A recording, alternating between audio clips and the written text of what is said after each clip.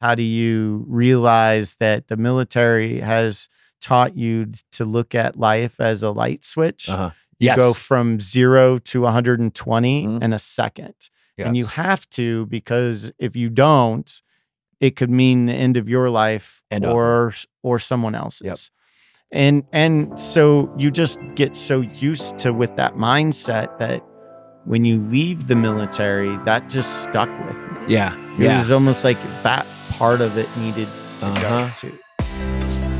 You heard that there. That is Eric Donoho, South Bend native, John Adams High School graduate, father, husband, Iraq War veteran, and now author, talking about the adjustment back to civilian life after serving in the war. More of that later, but first, thank you for listening to another episode of Round the Bend Now and Then. My name is Matt Emery, and I'm a local history nerd. My main mission in this podcast, as well as other Round the Bend material, is to create engaging content that shares how intertwined the South Bend and Mishawaka area's past is to our present. In the podcast, I interview local leaders, business owners, and community members to help tell their stories, because their stories help tell the story of South Bend and Mishawaka. As many of our veteran listeners know, I try to share some stories from the South Bend and Mishawaka area's past and highlight that there are so many interesting local history stories right underneath our noses. In addition to that, I like to sprinkle in some more current stories from our area that highlight some of the good work from local people and organizations, because there's a ton of work going on as well that deserves our attention. So in this episode, I meet with South Bend native, 1996 John Adams High School graduate, Iraq War veteran, and now author, Eric Donoho. And we talk about his new book, Canyon of Hope, which is a raw and authentic account of the peaks and valleys of his military, civilian, and family life. A brief background. I graduated with Eric at Adams High School in 1996 and attended Holy Cross College with him for a couple of years after that. But after Holy Cross, he moved away and we lost contact. But now we're in the social media era, so obviously we're able to stay abreast of fellow classmates' lives. So I knew in recent years that he and his family lived in Indianapolis and that he had worked with several different organizations in order to positively contribute to their causes. But I didn't know the absolute impact that his time in Iraq had on him. I didn't know how many struggles he faced in his post-military career until Eric decided to write a book, Canyon of Hope, to help others who face any of life's challenges. He rips the bandaid off and shares some of his lowest points and how he has learned and continues to learn ways to positively face any barriers coming his way. I can't recommend Canyon of Hope enough, and I'm truly honored to be a part of spreading the good word about the book. I am proud that Eric is a South Bend native and a John Adams High School grad, class of 1996, and having a positive impact in this wild world of ours. Click on the link in the show notes to order your copy today. Before we dive into the interview, I have an important announcement. I love creating this content, but as you know, or may not know, it is very time-consuming and it can get quite expensive. To support the continued creation of our content, we're offering one-of-a-kind Storyland Zoo 15-ounce coffee mugs with the proceeds going directly back into the podcast. Storyland Zoo was a very popular children's zoo located in South Bend's Rum Village Park from 1957 until 1981. With that nostalgia in mind, these one-of-a-kind mugs would be the perfect gift for your parents or grandparents, because if they lived in the area during that time, odds are they were one of the million-plus people that attended. For just $18.99, you're helping to support our local content and also keeping that local nostalgia alive. Just click on the link in the show notes and order one today. Free shipping if you live in the South Bend and Mishawaka area by yours truly. Let me know if you have any questions. Lastly, be sure to visit our sponsors for this episode, Alley's Cafe and In Rug Co. Studio and Gift Shop. They are two local gems that you have to check out. Here's our interview with South Bend native and author Eric Donoho. Eric, thank you so much for joining us. Not only do I want to highlight history with my podcast, I also want to highlight folks from South Bend. And so you were born and raised in South Bend, Indiana. You're a John Adams High School grad, and not only a John Adams High School grad, but a 1996 John Adams High School grad, right? The best year there is.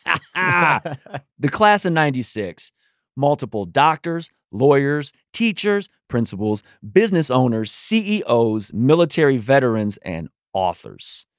And that's why we're here today. You recently wrote a book, Canyon of Hope. And dude, I got goosebumps kind of talking about this because it is powerful, man. It truly is. I appreciate that. Truly, truly is powerful.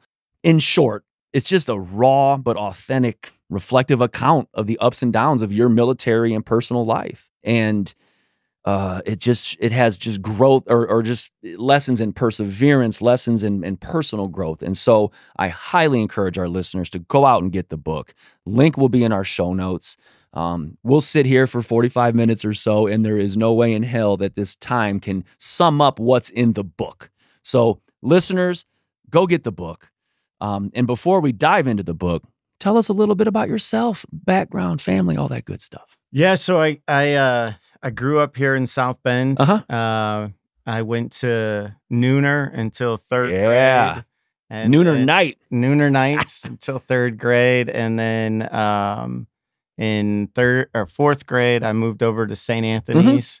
Went to St. Anthony's until eighth grade, and then over to Adams, where I played soccer and ran cross country. And then I hung out in South Bend, went to Holy Cross College. Holy Cross. Yeah. Just go back to those days too. Yeah. And then did jobs around here. I worked at a radio station, worked for Nextel, did a bunch of jobs, things I just never really felt like any of those were my calling. Right. So at 26, we were at war, and I just got a hair up my ass and decided to go join the army. Oh man, and in this book, you talk a lot about that, and we'll get into it a little bit here, and we'll talk about the book. And again, 45-minute episode here. You gotta go get the book. I've interviewed, I don't know, a dozen or so authors, and everyone I try to remind the listeners, you have to go read the book, you know. But anyway, man, I just want to thank you. The book is so powerful. You share a lot of things that a lot of people wouldn't share, and a lot of people's struggles are invisible. You look at them and you're like, damn, that person looks big, strong, and tough. But on the inside, man, all we see is just the tip of the iceberg. And so your book, I mean, it just resonated with me because, I mean, I've battled some things in my life. We all battle some things. And so just by reading this, it kind of brings our battles to the light, but then also lets us know there's hope. And so thank you, thank you, thank you. Man, you started the book, you just peeled the bandaid off. Chapter 1. Yes. Yeah. You literally, the chapter is the weight of brokenness. And I think that set the stage for the whole book. Okay. And so I kind of want to do that here, if that's okay, because kind of set the tone for the whole interview. You want to share the story you shared in chapter 1? Sure. So let me tell you why we chose chapter 1 the way we did. So it was important for me when I wrote this book to not write a book that just regurgitated my life. I got you. But that provided value to people. I'm crazy like that. If I go out and spend money on something, I don't want to just read somebody's life. I want to take something away from it. Absolutely. And I knew I needed some help in being able to do that. I'm a grunt by nature, and writing is not my first. It's not my first. Skill or my whatever. First skill set.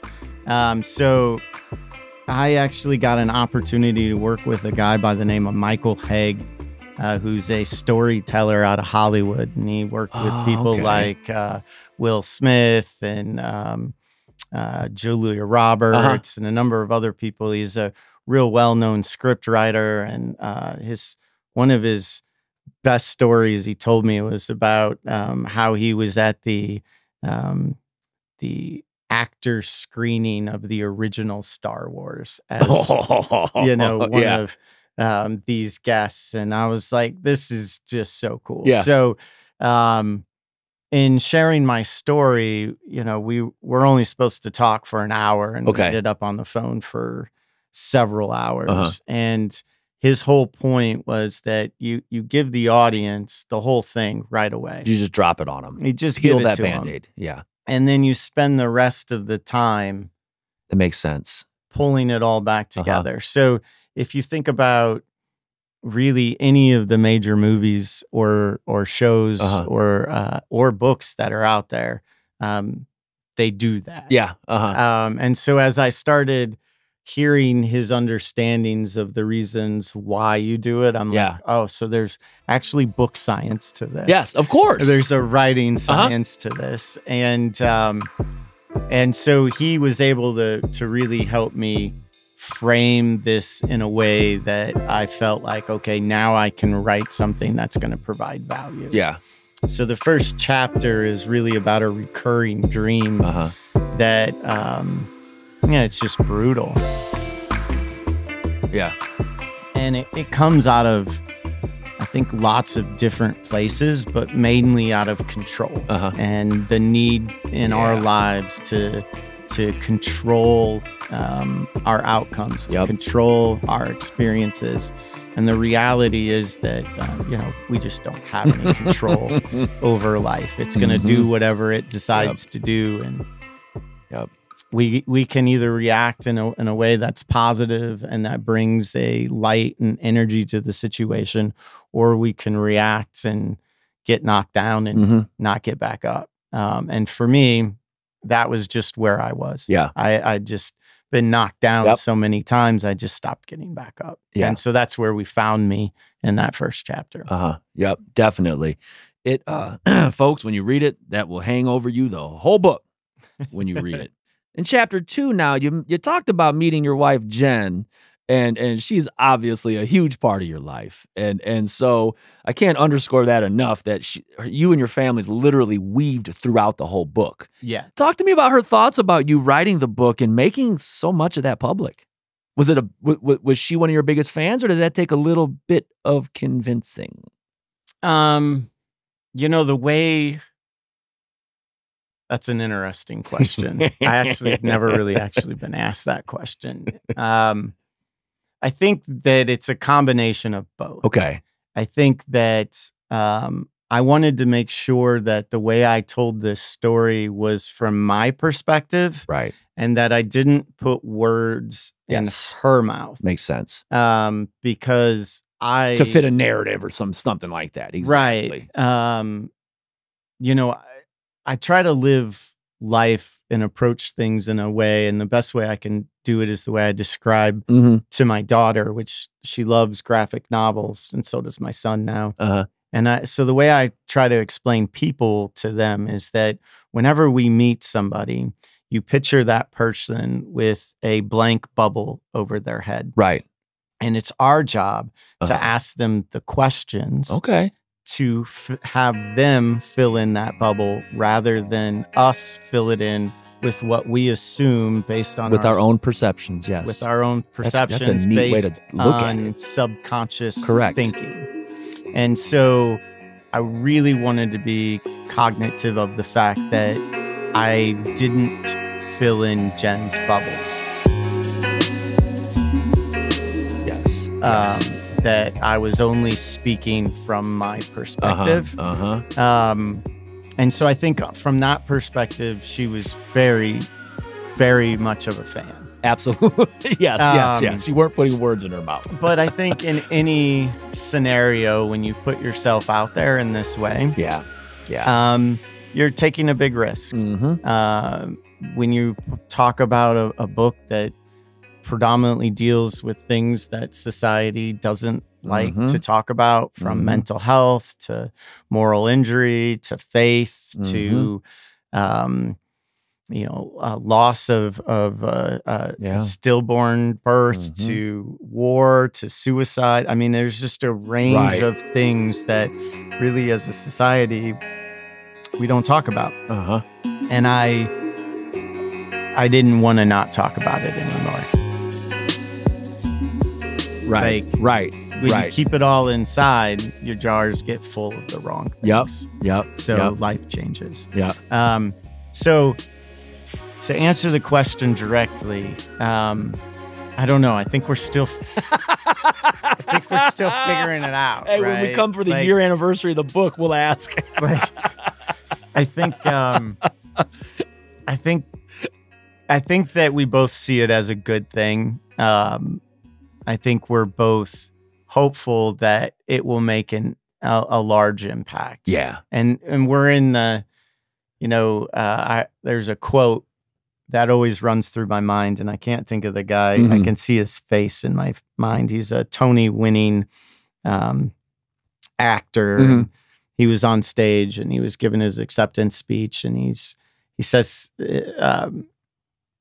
it's something about surround yourself with people whose eyes light up when they see you coming, and the top of one mountain is just the bottom of the next. So keep climbing. Yep. And so while the launch and the book and being done was the top of one mountain, got more to climb, buddy. It was just at the top of that mountain is just looking out over the range that we got to climb through. Yeah. Yeah. And so makes sense. When I say the jury's out, I think if it makes the impact we hope it will, I think we're all good. It's worth it. Yeah. Right. That's true. Military. First, thank you so much for your service. Man, it's just, wow. Put your life on the line out there. And when our listeners read the book, you provided some details of some pretty damn scary experiences. If you had to, out of those multiple scary experiences in Iraq, man, what would be kind of the scariest, do you think?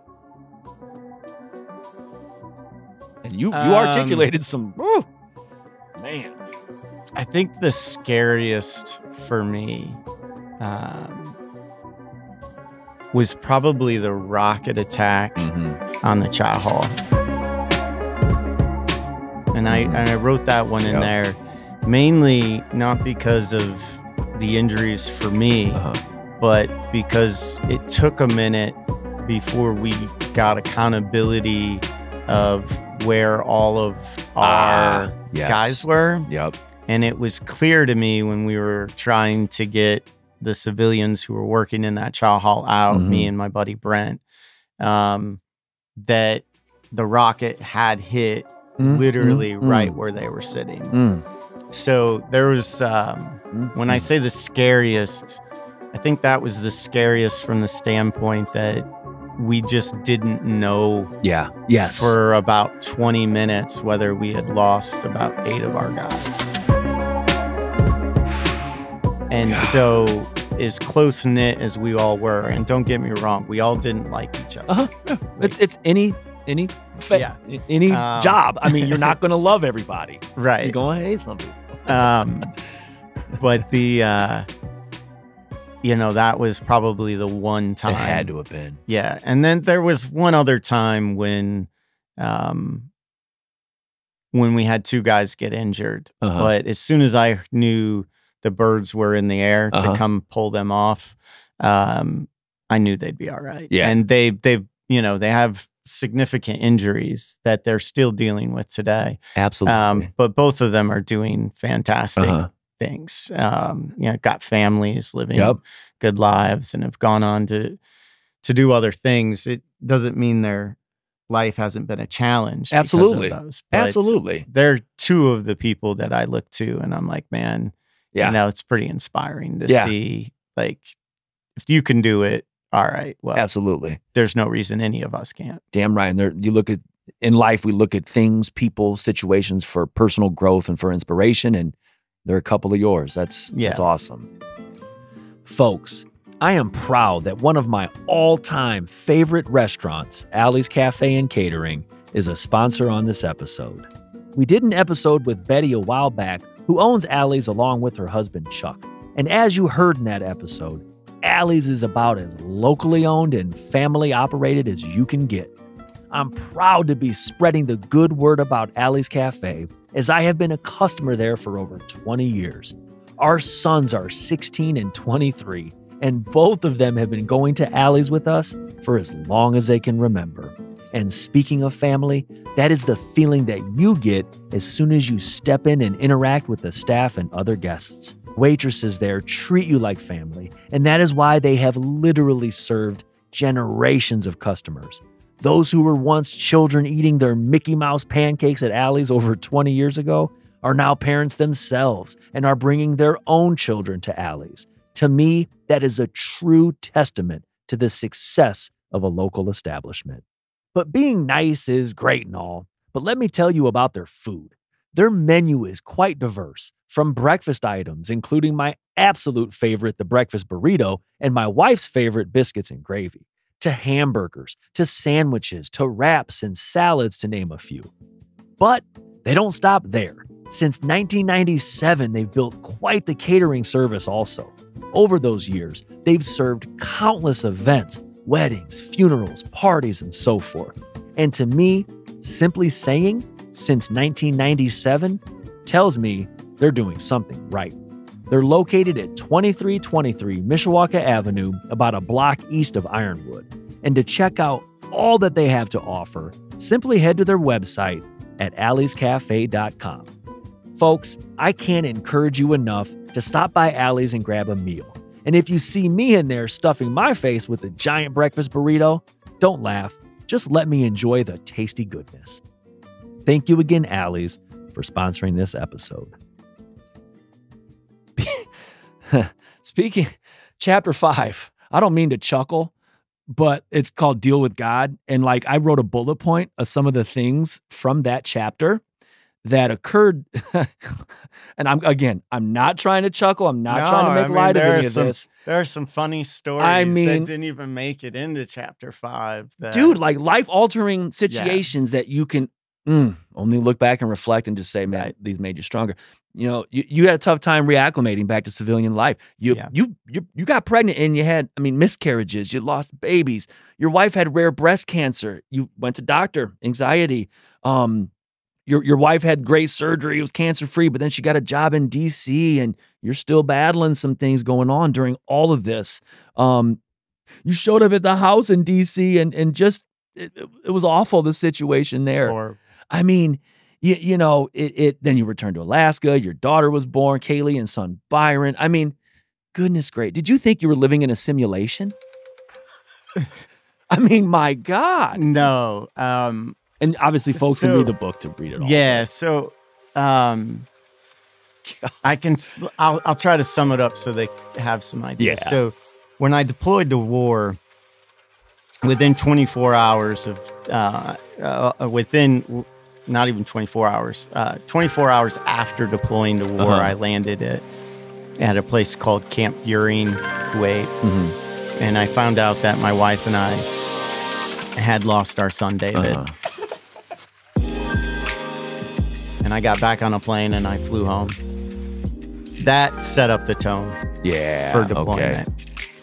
And so coming back from deployment, I found out that after getting blown up so many times at war, and I say that casually, but I really did. There wasn't an IED I didn't find. And you wrote about some of them. Oh my God.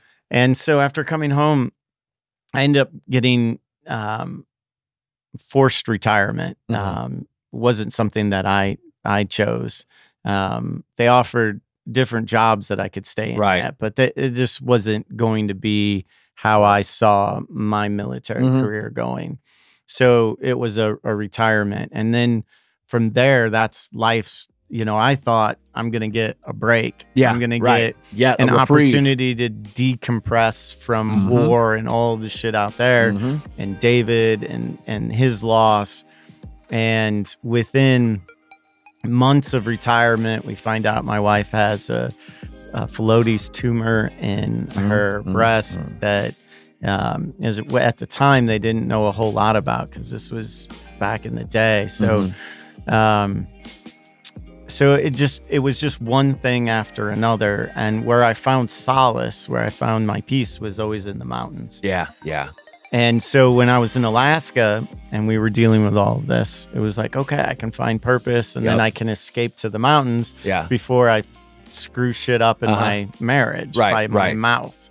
Yeah. And when we moved to DC, I wanted it to be a good experience. Yeah. We had a fellow classmate living out there at the time who was in the military himself and went to West Point. Oh, Mullen? Yeah. So I was excited. Yeah, of course. I was looking at a school to go to out there. And then again, it just one thing after another kept happening.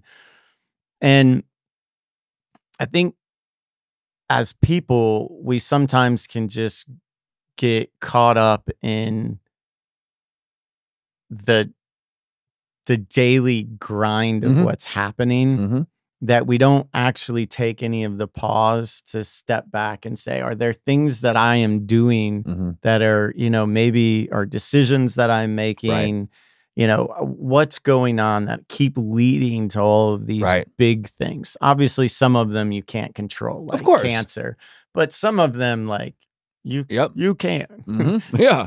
You just, I have a gut feeling this is a bad rental. Yes. Don't rent the house. Right. It's in the book. You guys should read the book. Of course. So when we left DC, it was kind of a bittersweet moment. And when we got back to Alaska, man, I was in seventh heaven. But then that was when the decline in my marriage started. And we had our daughter and everything was great until pretty much until my wife had to go back to work. Yeah. And then it, gets complicated, and I'm a grunt raising a daughter. Yeah. And not just any grunt, a sergeant from a scout sniper platoon, and I'm a stay-at-home dad of a daughter. Yeah. Who's, obsessing over trying to make sure every little thing is perfect and she doesn't get hurt. And,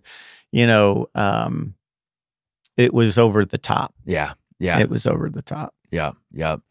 And we talked about it a little bit ago, but man, dogs. We got to talk about dogs. Dogs are members of the family, man. Like anytime that a friends or a family like put on Facebook, or I find out that their dogs have passed, I go straight to the store and buy a card and mail it. I bet I've mailed 50 cards, and because they are truly, there's members of the family. Yes. And then to see our dogs with our kids and how our kids interact with the dogs, man, it's just beautiful.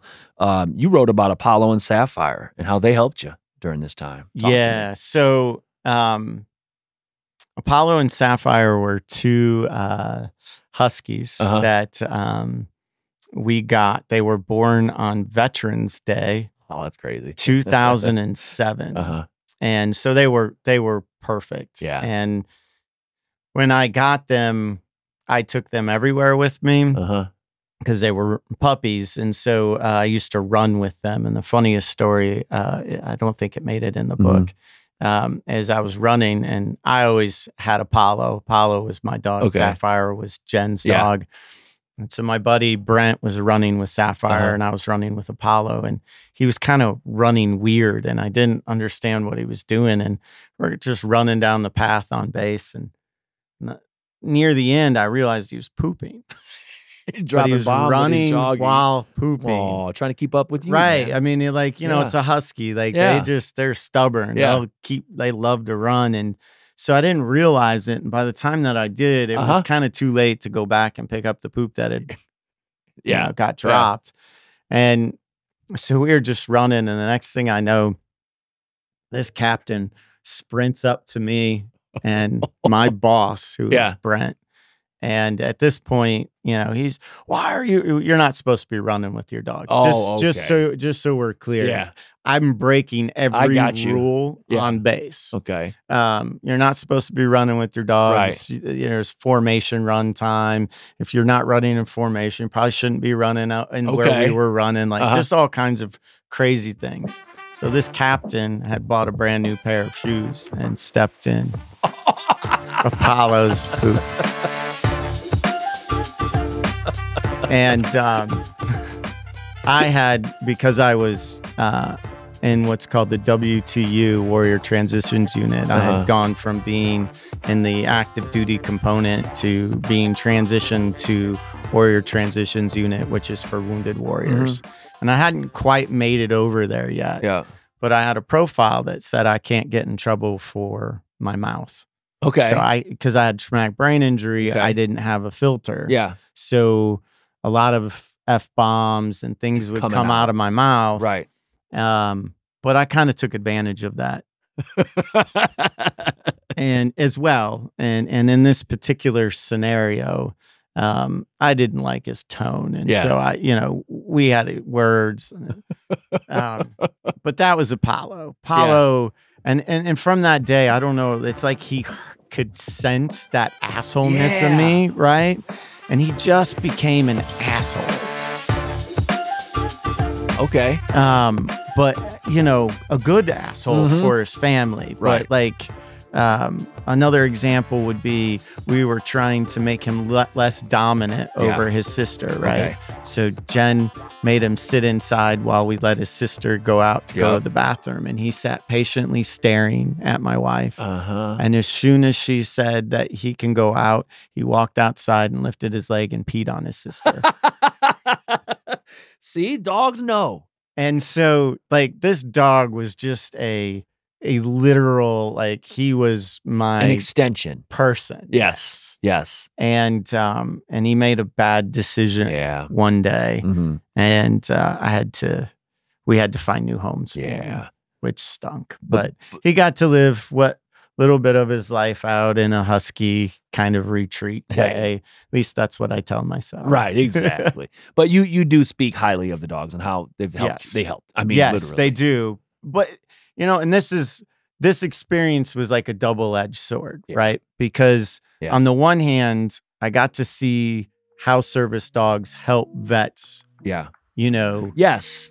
Recover, but it also taught me something that we don't talk about when we give vets these dogs, which is at some point these vets are going to outlive the dog, and then has that tool made the vets better, or does that, now that the tool is gone, make it worse? Yes. And so it's a hard double-edged sword, because I'm fully believe in PTSD service dogs.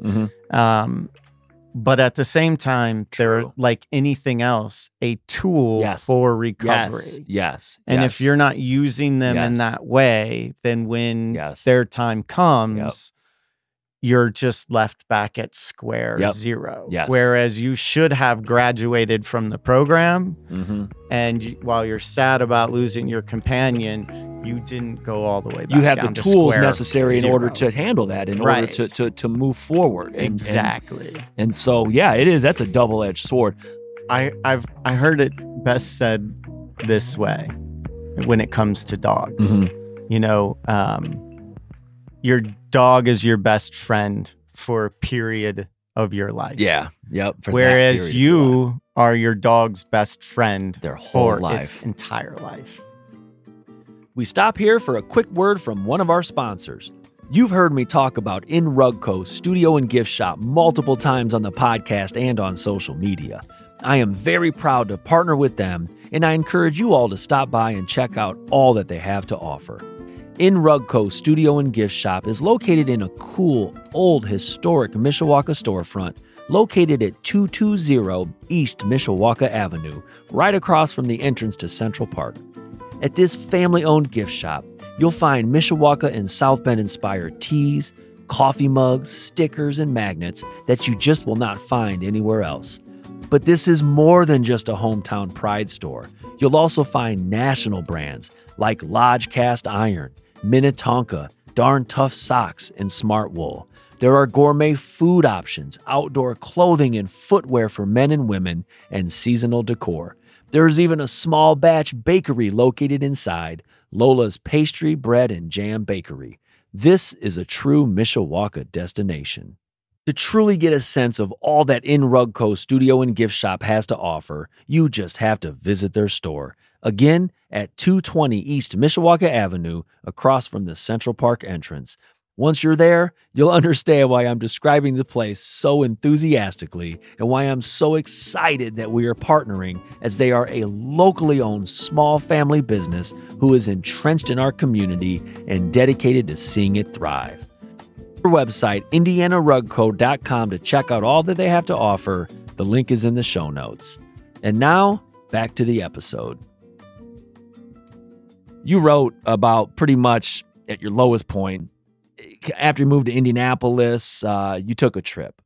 And to me, it just changed it all. I mean, for you, this trip. And I don't think we can underscore the importance of it and the organization. Let's just first share with our listeners what No Barriers is, and then just talk about the significance of that first trip. So when I moved back to Indianapolis, I found myself at my lowest trying to kill myself. And unsuccessful in that attempt, thankfully. But it was reaching out to my best friend and telling him about that attempt, that, he forced me to look at the hard truths in life, and while also saying, hey, we need a plan. Yes. If you don't want to end up in a VA hospital, you need a plan. Right.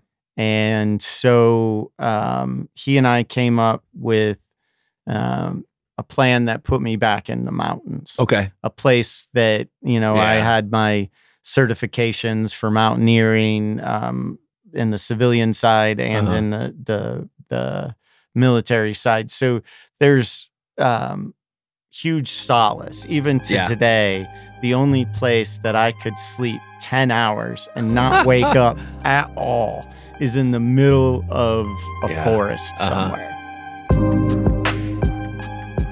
And that's probably wouldn't be the case for most people. Right, no. They'd be like, they scared. But I literally, that for me is like heaven. Yeah. And so I had heard about a program when I was in WTU, and it was named something different at the time.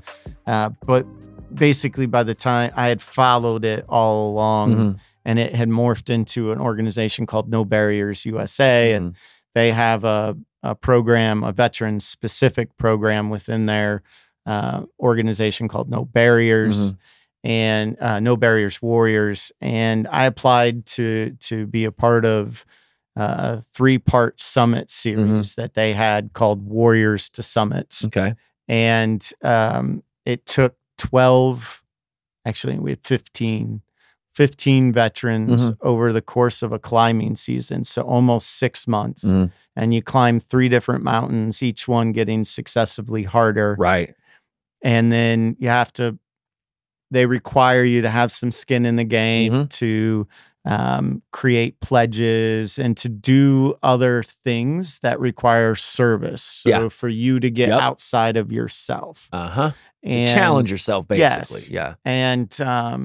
And so I applied for that program, and I got accepted in 2016. And that first trip was to the Gila National Wilderness in New Mexico, which is a fucking desert. And you didn't want to go. I didn't. No, not at all. Somebody gave you an ultimatum. My wife did. Yep. She said that by that point she was at her end. Yeah. And I don't blame her. Looking back on it, I always tried to control the scenarios and the outcomes of our life, and that gets exhausting if you're a spouse. Yeah. And that need of control was fear, just born out of fear. Fear of what I saw in Iraq, fear of what I know could happen at a flip of a second. I mean, but that fear is not something that you necessarily need to have here. Right. Yes. Because we're not in an active war zone. Yeah. And so the question is how do you regain a pause? How do you realize that the military has taught you to look at life as a light switch? You go from 0 to 120 in a second. And you have to, because if you don't, it could mean the end of your life or someone else's. And so you just get so used to with that mindset that when you leave the military, that just stuck with me. It was almost like that part of it needed to go to. So in all of this, the no barriers trip to the desert, which ultimately is one of the most beautiful places I've ever seen. Because you go from the desert into a canyon. That is one of the most lush canyons I've ever seen in my life. And you don't expect that that's going to happen in a desert. And so the landscape itself mirrored how I was feeling as I walked through it. And I just found myself that trip, instead of necessarily in tune with the people around me, but the surroundings around me. And it was so many different firsts. The first time I was away from my kids was the first, there were just first major trip alone after war. There were just so many different firsts that the anxiety of the unknown, it was a really eye-opening experience, but one that I was like, hey, like, this was really good. It made me miss my family a little bit. I'm actually excited to go back and see them. And so it was the precursor for pretty much all the change that has happened in my life was that trip. It's the title of your book, Canyon of Hope. So that picture on there is from there, right? Yes. So we spent 7 days walking in the Gila River or alongside of it. And because you're in a canyon, the part that we were in was always in the shade. And at the end of the canyon was the light. So I spent a lot of my time in the water walking, trying to capture the most perfect shot of that, where I'm in darkness, but there's light at the end. And the idea for me was that I hang that up in my house so that no matter how dark things felt around me, I could always remember that metaphor that there's light at the end of the canyon. And so that was part of my pledge, was that I would show my photography. I'm a landscape photographer. And so that was tough, wasn't it? Putting your art out there. Oh, it's really hard. And that's why I chose that particular medium, was that it would require me to go out and ask for help, something that I don't do very often at all. It would require me to talk to strangers that I try to stay away from. It would specifically require me to work with people who weren't veterans. So there were all of these reasons that I chose it, because the challenges that they represented to me, it made me not want to do it.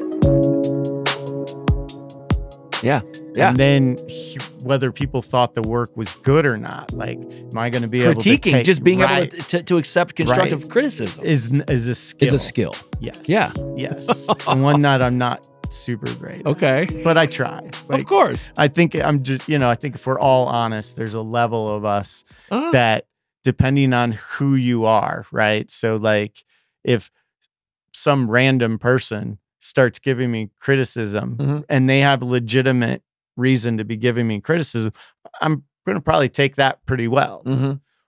But if it's coming from my wife, right? Wait, you're always having that. Well, is it really criticism or is it picking? Exactly. Is it constructive or is it this? And so, that's when I say I'm not always great at it. I do believe, as a husband and wife, you have to be able to give constructive criticism, because that means you are communicating, right?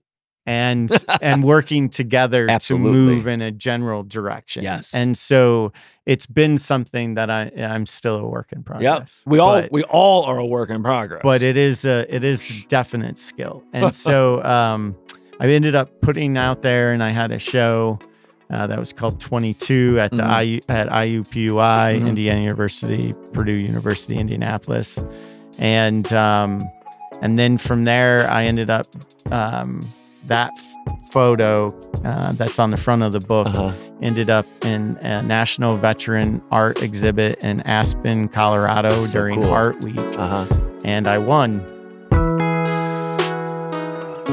So, yeah, it's an award-winning photo that I titled Canyon of Hope, because that's trip brought so much hope to my life that propelled me in this path. It started a fire. I mean, I think the one thing that we haven't touched on in the book is probably the most important thing of why I wrote the book, which was to talk a lot about moral injury, something that, you know, in the veteran community, but it really goes in any community. We can find ourselves in situations where our spiritual self gets injured, right? Yes. In a traumatic situation. You know, the common theory for people or thought pattern to explain it is, you know, you had to do something that goes against your moral compass or your spiritual being. Right. And a lot of people are like, oh, you mean like you had to kill someone. And the reality is that, I mean, while that's a good example, that is a horrible example in the same. And so for me, looking back and examining moral injury, and the very first time for me where I had a moral injury was when I made the decision to leave to go back to war instead of staying with Jen right after we lost our son David.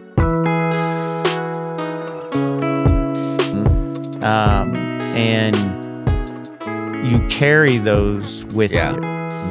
And eventually your spirit, that moral part of you, becomes so broken that you don't know what to do. And it manifests itself in the same symptoms that PTSD have.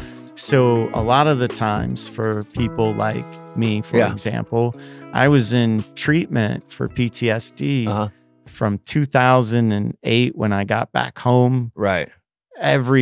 Pretty much every week or every other week, I was seeing a therapist, doing the work, trying to put it in, but I never got better. So for 6 years, I'm doing the work and I'm not feeling or seeing any of the results in my own life. I felt like a failure. I felt like I wasn't able to move forward, but the reality is I was dealing with the wrong injury. It wasn't that I didn't have PTSD or that I still don't have PTSD. It's that I wasn't dealing with the moral injury. Moral injury doesn't get better by traditional PTSD treatments. Moral injury gets better by serving something larger than yourself and rebuilding your faith. And that's what you've been doing the last 8 years. Trying to do. We're always trying to grow, always trying to climb up that staircase. Man, talk to me about the last 8 years since this first trip. I know it's hard to sum it up, but dude, I mean, some highlights of it, some things that you feel good about. So I think number one, I'm still alive. Damn right, man. So, you know, veterans who suffer from moral injury are actually at the highest risk for pulling the trigger, for actually committing suicide. And if you are someone who has had a lot of suicidal ideology or have attempted suicide before,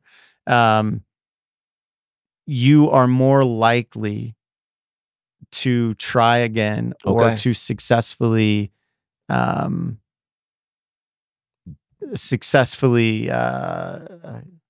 commit it. If within the first 7 years. Wow, really? So if you found yourself at that situation, place, you're in a hole. You're in a place where you feel like you don't have any hope. It's dark, you know, nothing goes right, nothing is joyful. You don't, you know, there's just nothing. There's no feeling, and you just like, everyone would be better off without me. And you hit that point, and then you sit there and you attempt to take your own life. you're in a 7-year battle. You're in a 7-year hole off the right top, off the bat. You are at the statistics and the research behind it says that for 7 years. Yes. So when I heard that statistic, and I learned that from some friends at the National Suicide Prevention Center, I was like, oh, I can't keep my eye. Like, I got to keep my eye on the ball here. Yes, right? Like, this isn't just something like, oh, I passed it by. This is going to be a constant battle. So I would say right off the bat, first thing in 7 years or 8 years, I'm still here. Yeah. Damn right, man. Heck yeah. Second thing, my wife and I are still married. Which is, remarkable, because if you know me, you know I'm a challenge in the first place.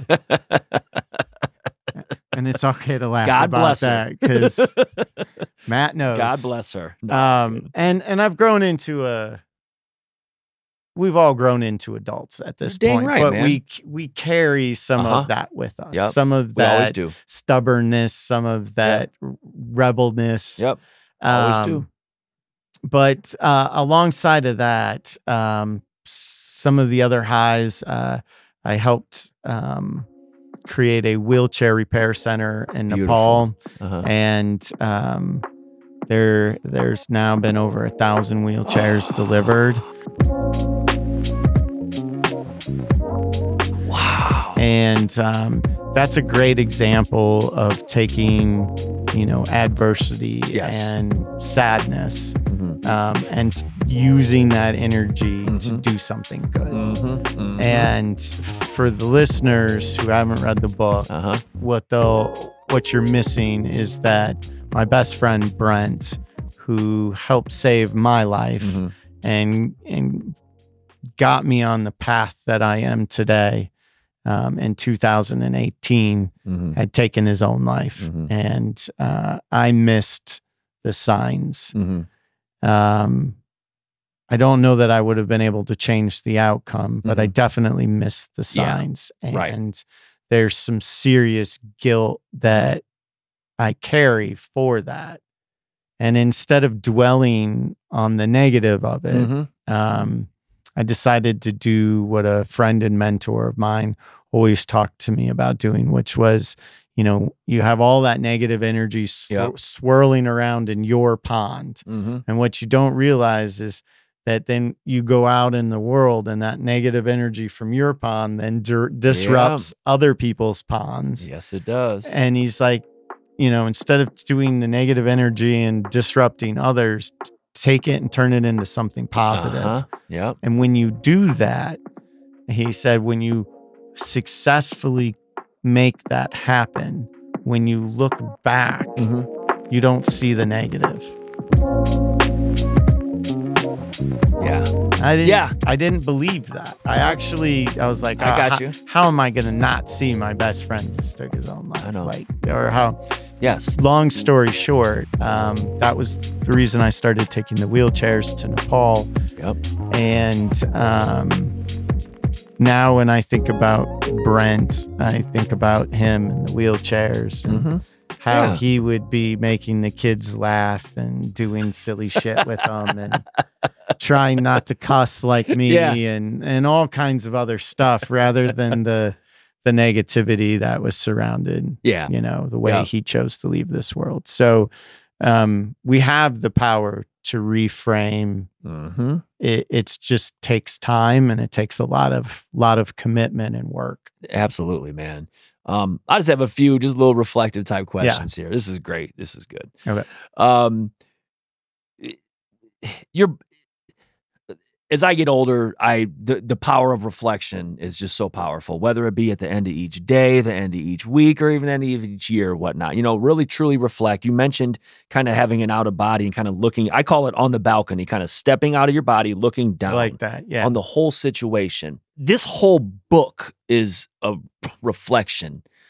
You are literally living in a world of just reflective thoughts, Did any of these reflections have a different feeling on you than you would have thought? Or did it impact you differently than what you would have thought?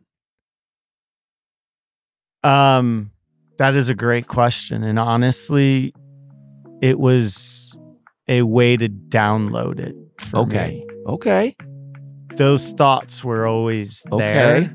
And so the book was a way for me just to download it so that I didn't, like, best way to describe it is the little circle on a Mac that just keeps going around and around. That was kind of me. Hey, Mac, please don't show me that circle right now as I'm looking at you. Anyway. And so I felt like I needed to create some space. I got you. And so by getting it and putting it into a book, it was like, now I don't need to remember it. Yeah. It's there. Right. No. And anytime I want to remember it, I can pick it up. Yes. And so now I can free up some hard disk space. Yes, absolutely. And that's what it was about for me. It's crazy because my next question was something what you had just said, like these were all of these reflective feelings, all the things that you had already articulated, or kind of like a collection of a life's worth of reflections. So that's kind of what it is, but then just dumped. Not dumped, but I mean just well, and the funny thing about this book is it's around 42,000 words. Woo. When I turned the manuscript into my developmental editor, who helped me get it to the 42,000, it was like 90 something. Yeah. And so, and there was actually some worry that, secondary trauma. And I was worried about some of those things that, because that's, you don't want to overwhelm the reader with the nastiness. Yeah. But yeah, so I would say that the best thing has been for me is just like, now it's out. Yeah. It's out. For sure. That's the best. It's out and it's more organized also. So it's like all of your reflections or your stories are kind of organized in a fashion to where they're not all blah, blah, anywhere in your brain. And my kids now have a better understanding. Yes. Like that was the other reason I wrote this book. Is so then I got blown up so many different times. I might as well have played professional football according to my neurologist for a lifetime. Yeah. And so CTE, I'm not going to try to say that word out because I'll butcher it. Of course, so will I. But is something that I worry about a lot. Yeah. And recently having some memory issues. So this book was about putting a roadmap out, not just for other veterans or people who might be lost, but for my kids when they become age appropriate. That, hey, if you're having these feelings, this is how you deal with it. Right. Not the way I did. This is the healthy way. Correct. And that was important to me too. Yeah. Is breaking those generational cycles. 100%, man. Hey, I will leave it with this. There's a profound quote that I think kind of sums it all up. And I read it is in one of the last chapters. I read it, I highlighted it. Then I looked on the next page and it was one of the quotes that you guys had blown up. The publisher had blown up on the next page. So like, as soon as I read it, I knew it was profound, but then publishers or you had thought it was profound too. But, hope that things can improve is a lifeline that we can offer by sharing our struggles openly, admitting when we're not okay, and accepting the support needed to pave the way for healing. That's just powerful, man. Yeah. And that's what you did. You put yourself out there. Well, thank you, man. Thank you. Appreciate it, brother. Thank you for sharing this story. For sure. All right. Have a good one, man. Be good. You too, brother. All right. Yep. Thank you for listening to another episode of Round the Bend Now and Then. An extra special thanks to Eric Donoho for opening up and sharing your story. I am confident that anyone who reads your book will learn strategies to deal with their own life's journey. Again, folks, click on the link in the show notes to get your copy today. Also, click on the link in the show notes to get your Storyland Zoo mug today and help support the continued creation of our content. Join us again next time as we learn more about South Bend and Mishawaka's Now and Then.